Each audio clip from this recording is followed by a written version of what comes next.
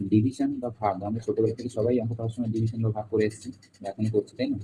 তো ডিভিশন বা ভাগ করার সময় আমরা খুব মাইনর কিছু মিস্টেক করে ফেলি। সেই মিস্টেকগুলো যাতে না হয় তার জন্যই আজকে ভিডিওটা বানাবো। দেখো, এই যে ভাগটা আমি লিখছি, 4/123 ডিভাইডেড বাই 4। তো এই 4 দিয়ে যখন আমি 123 ডিভাইড করবো, আমার কথা শুনে যখন তোমরা ভিডিওটা দেখছো, ভিডিওটাকে পজ করে নিজে নিজে ডিভিশনটা করে দেখো, ভাগটা করে দেখো, এই অ্যান্সারটা কত। ঠিক আছে, তারপর আমি করছি সেটা নেব।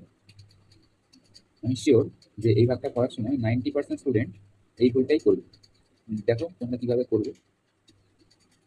4 3 12, আমরা সবাই এটাকে জানি, এটা করলাম। দেখো এখানে কোনো ক্যারি থাকছে না মাইনাস করে, তো এটা 0 লিখতেও পারো না লিখতেও পারো। ঠিক আছে, এখন 3টা নিউ নাম্বার, এটা এখানে নেমে গেল। তো আমরা এবার কি করি, আমরা দেখি যে 4 তো 3 এর থেকে বড়, তাহলে 4 1 যা 4 পসিবল নয়। সেক্ষেত্রে আমরা কি করি, এখানে পয়েন্ট নিয়ে এখানে 0 নিই। তো 4 7 যা 28, আবার মাইনাস করলে 2। আবার এই পয়েন্টের জন্য এখানে আরো একটা 0 নিয়ে 4 5 যা 20। ব্যাস অ্যান্সার মিলে গেল, মানে ভাগটা মিলে গেল। এতেই আমরা খুশি হয়ে গেলাম, কিন্তু এটা পুরোপুরি ভুল। বুঝলে? এবার কোথায় ভুল, সেটা তোমার মনে প্রশ্ন আসছে। ভুলটা আসলে আমরা ডিভিশন করার খুব যে সূক্ষ্ম নিয়মটা ফলো করলাম। এটা কি দেখো, আমি রেস করছি 4 আর 123। 4 দিয়ে বলে নয়, যে কোনো ডিভিশনের সময় আমরা যে মাইনার মিস্টেকটা করে থাকি সেটাই আমি বলছি। সেটা ভালো করে খেয়াল করো।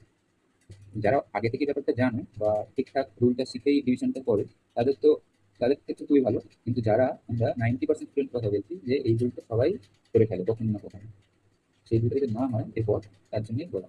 দেখো 123 3 যা 12, এটাতে কোনো প্রবলেম নেই, এটা তো এমনই হয়। এবার এই ভুলটা হয় এই স্টেপটাতেই এসে, এটা তো 0 হলো। তো আমরা নিউ নাম্বার যে 3টা নামালাম। এবার আমরা কি করি, এখানে পয়েন্ট নিয়ে এখানে 0 নিই, কিন্তু এটাই ভুল যে আমরা ডিভিশনের কোনো স্টেপে যদি নিউ কোনো নাম্বার নামাই, যেমন এখানে নামিয়েছি 3টাকে নিউ নাম্বার, যদি নামাই সেই স্টেপটাতে পয়েন্ট নিয়ে 0 নিতে পারবো না। কি বললাম তো, বুঝলে?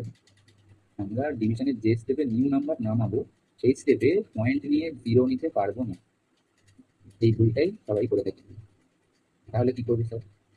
তাহলে 0 তো নিতে পারলাম না পয়েন্ট নিয়ে, সুতরাং এই যে 4 আছে, 4 1 যা 4 দিতে পারবো না। তাহলে 4 0 যা 0, এটা তো দিতে পারি। এবার এটা মাইনাস করলে 3 হয়। দেখো এখানে কিন্তু আর নতুন কোনো নাম্বার নামার কথা নয়, তাহলে আর নামছে না নতুন কোনো নাম্বার। এই স্টেপটাতে এবার আমি পয়েন্ট নিয়ে 0 নিতে পারি।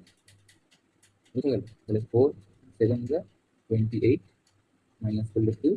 আবার এই পয়েন্টের জন্য এখানে নতুন কোনো নাম্বার নামছে না, সুতরাং পয়েন্টের জন্য আমি 0 নিতে পারি।